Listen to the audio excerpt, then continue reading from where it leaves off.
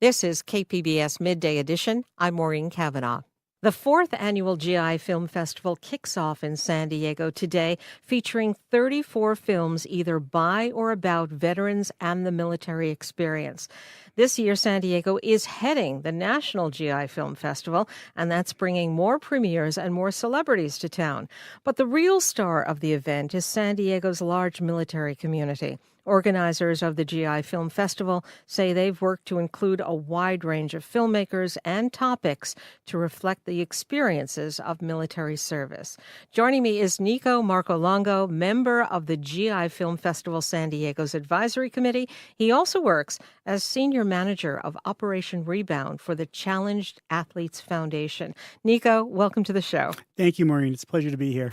Why do you think San Diego was chosen this year to be the location for the National GI Film Festival? Well, I think for a couple of reasons. One, we've really demonstrated over the past 4 years that the GI Film Festival can be a success here in San Diego. And two, of course, it's our connection to the military. We have over 100,000 active duty members serving in San Diego at the various bases, and we're home to over 200,000 veterans. And what does that mean for festival goers, that this is the location of the National Festival? It gives our community, our general public, an opportunity to connect with our military active duty and veterans. Because as you know, not as many people serve as they used to. And it's also becoming harder and harder to get on bases due to protocols and things like that. So anytime we can have a connection point between the military and our civilian community, that's a good thing. And of course, there are celebrities involved, like tonight, George Takei is coming. Yes, George Takei, Mr. Sulu of Star Trek fame. He is starring in a movie called American. And this is a really personal for him as well because it's about the Japanese-American experience during World War II. This isn't right.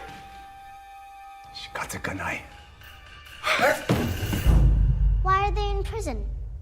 I suppose people were afraid.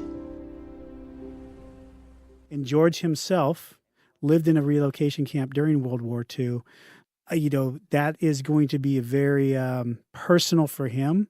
And I saw the film already. It's a wonderful film. Now, you've seen all 34 films. Am I right about that? I saw most of them. Okay.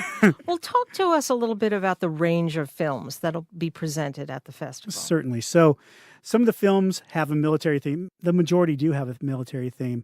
Many are documentary. Some are fictional. Some are very short. They range in like 2-minute films up to full-length documentaries to an hour and a half.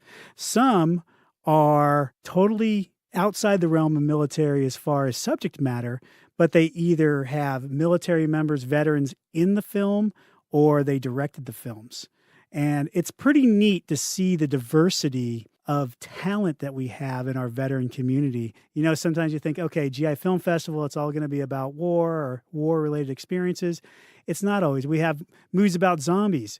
We have movies about drug dealers. We have all sorts of movies, and there's something for everybody in this film festival. Now, this year marks the 100th anniversary of the end of World War I. How is the film festival marking that milestone? There's a movie about General Pershing that's being played. 1,200,000 American soldiers were the actors in the tragedy. They suffered as only those who have been through that war can realize.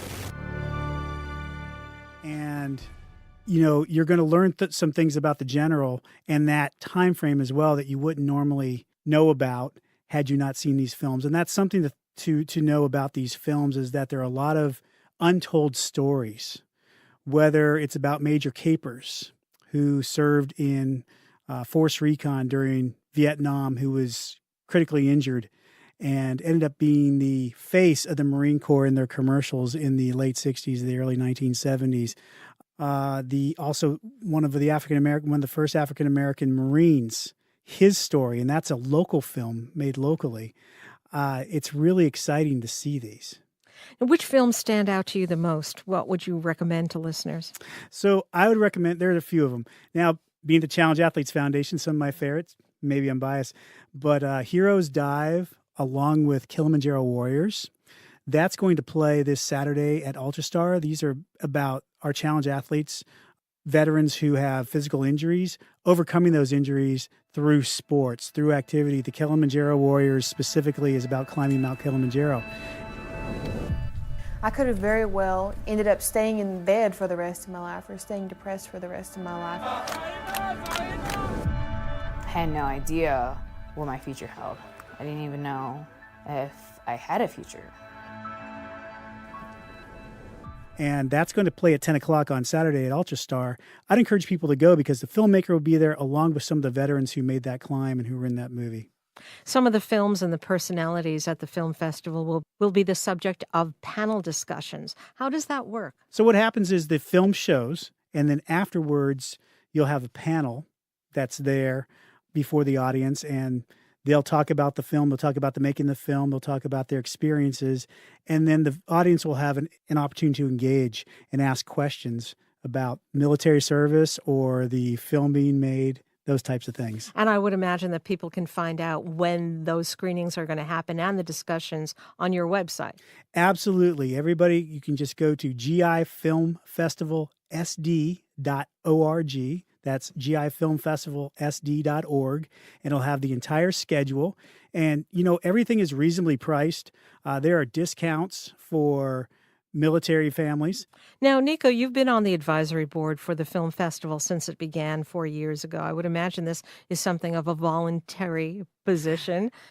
Absolutely. My wife and I both volunteer to be on this board. Okay, so what is it about the GI Film Festival that made you want to be involved and spend your time in order to find the right films and have the right sort of experience for the people who go to this festival? Well, I think just my experience being a veteran, of course, my wife, a veteran spouse, and our passion to serve veterans, it's a way to be involved and get the public involved in raising the awareness, if you will, about the talents of our veterans. So for me, it's very important to keep veterans issues in the forefront. And the GI Film Festival is just another opportunity to bridge that divide so people realize, hey, our veterans are here, they're contributing, and what they do is important.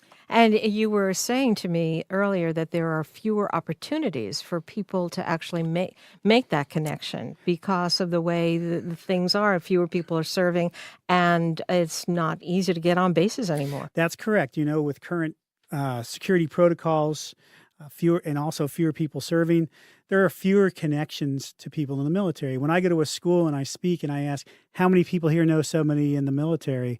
Fewer hands go up. Or if they do, I say, my grandfather served.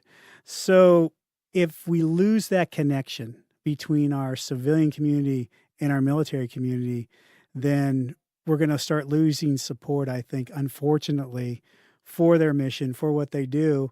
And I think that won't be good in the long run. So anytime we can bring these two communities together to better understanding and see that we all have a contribution to be made, we're going to be ahead of the game. The fourth annual GI Film Festival, co-sponsored by KPBS, runs today through Sunday with screenings at the Museum of Photographic Arts in Balboa Park and the Ultrastar Mission Valley Cinemas at Hazard Center. And I've been speaking with Nico Marcolongo, member of the GI Film Festival San Diego's Advisory Committee. Nico, thank you. Thank you, Maureen. And you're listening to KPBS Midday Edition.